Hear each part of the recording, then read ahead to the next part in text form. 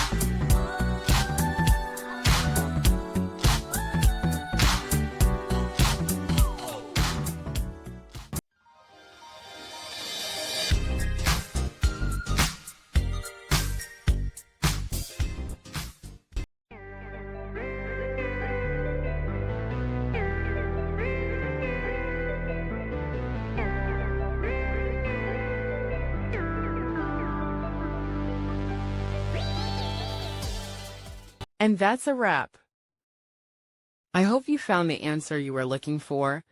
If you did, take a second to hit that subscribe button. It really helps out. And let me know in the comments which solution worked best for you. See you next time in the debug zone.